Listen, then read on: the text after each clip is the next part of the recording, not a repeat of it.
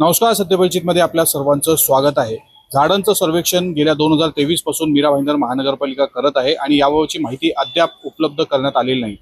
वृक्ष व उद्यान व वृक्ष प्राधिकरण विभाग यांच्याकडून ही माहिती अपेक्षित होती की यावर्षी येईल, पण अजूनपर्यंत ही माहिती आली नाही। तसेच 1 जुलैपर्यंत मीरा भाईंदर महानगरपालिकेला आपल्या शहरातील संपूर्ण पर्यावरणाचा जो काही अहवाल आहे तो सादर करायचा होता, मात्र तोही सादर केला गेला नाही। आणि 2 दिवसांपूर्वी एक घटना घडली, याच्यामध्ये मुसळधार पावसामुळे नारळाचं झाड एका तरुणावर पडलं आणि त्याच्यानंतर 2 दिवसानंतर आज त्याचा दुर्दैवी मृत्यू झालेला आहे। याला कुठे ना कुठे जबाबदार हे नागरिकांकडून पालिकेला समजण्यात येत आहे। मात्र या सर्व प्रकरणामध्ये अजून एक बाब उघड आलेली आहे की मीरा भाईंदर शहरामध्ये गेल्या 3 ते 4 दिवसामध्ये मुसळधार पावसामुळे जवळपास 30 पेक्षा जास्त झाडं ही पडलेली आहे।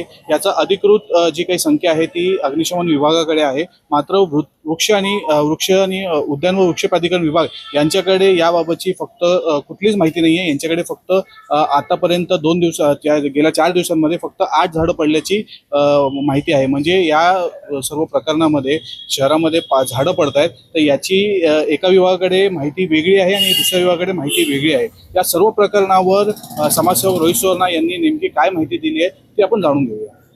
मीरा भाईंदर महानगरपालिकेच्या वृक्ष प्राधिकरण जो संवर्धन विभाग आहे, ॲक्च्युअली त्या डिपार्टमेंटमध्येच काही कमी आहे।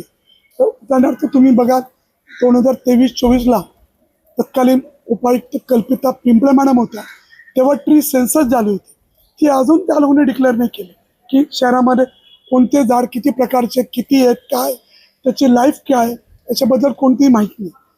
महाराष्ट्र महानगरपालिका अधिनियममध्ये दरवर्षी 1 जुलैला एन्व्हायरमेंट स्टेटस रिपोर्ट सबमिट करायची असते, ही देखील अजून महानगरपालिकेने आज 2 दिवस जास्त झाले तरी ती अजून रिपोर्ट बनवलेली नाही। महानगरपालिकेचे काही अधिकारी, विशेष करून नागेश हिरकर ट्री अधिकारी, हे बिल्डरांसाठीच काम करतात, कारण बिल्डरांच्या प्रोजेक्टमध्ये प्लिंथ बिल्डरनी टाकले जरी नसेल तरी त्या ठिकाणी झाडं कापायची ती शिफारस उपायुक्त मॅडमकडे करतात आणि महापालिका नोटीस देते, मग नागरिकांकडून सूचना हरकती येतात, ह्या सगळ्या प्रोसेस होते।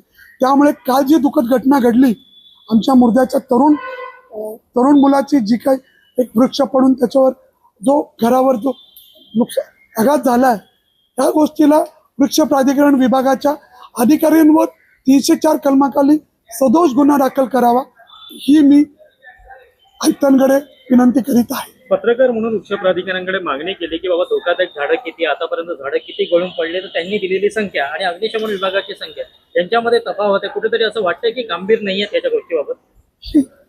कारण काय, मीरा भाईंदरमध्ये झाडं जर पडले तर लोक पहिला त्या फायर ब्रिगेड विभागालाच कळवतात, त्यामुळे त्यांच्याकडे फिगर जास्त असेल, पण त्यांच्याकडून रोजच्या रोज संध्याकाळी फिगर घेण्याची जबाबदारी ही वृक्ष प्राधिकरण विभागाची आहे।